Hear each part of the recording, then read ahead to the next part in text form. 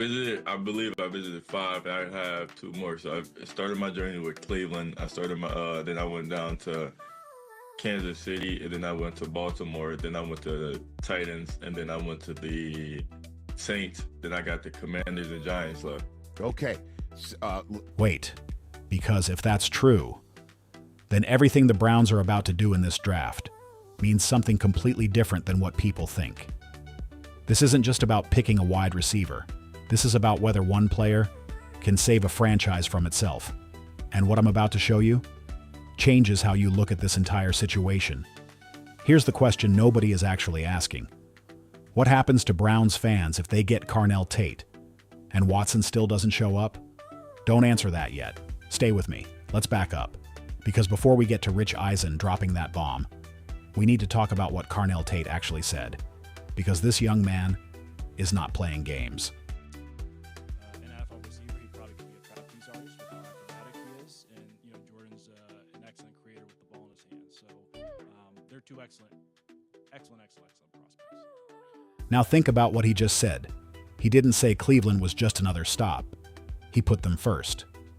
And when Rich Eisen asked him how comfortable he felt there, he said, very comfortable. Not, it went well. Not, it was professional. Very comfortable. That's not nothing. But here's the problem.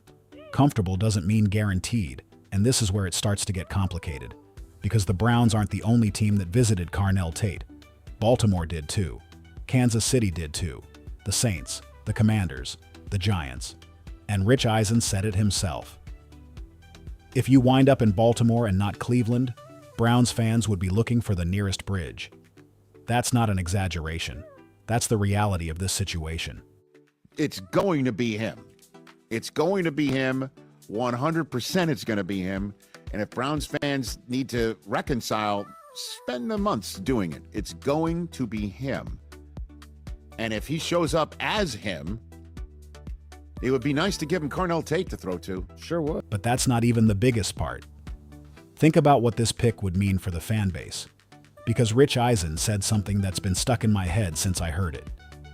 He said, you tell Browns fans, we have Carnell Tate. Come watch Cleveland Browns football. And he's right.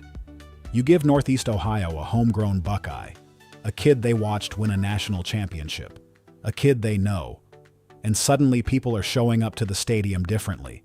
Suddenly there's energy around this team again. But here's the real question, and this is what we've been circling this whole time. Does it matter? If Watson doesn't perform, if he comes back and looks like the Watson from the last 2 seasons, does any of this, Tate, Judkins, Judy, does any of it matter? Rich Eisen said it himself. Pretty big if. 2 words. That's all it took. Pretty. Big. If. And that's the tension that's sitting over this entire Browns offseason. The roster is getting better. The pieces are there. But the quarterback question is not answered. It's deferred. So here's where we land. The Browns can draft Carnell Tate.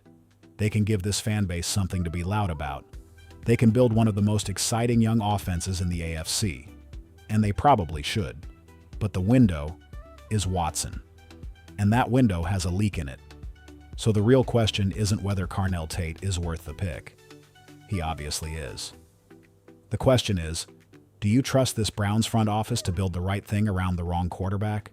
Drop it in the comments. I want to know where you stand. And if you're riding with the Browns this draft season, you already know what to do. Hit subscribe and stay locked in at Browns Breakout because this draft is about to get real.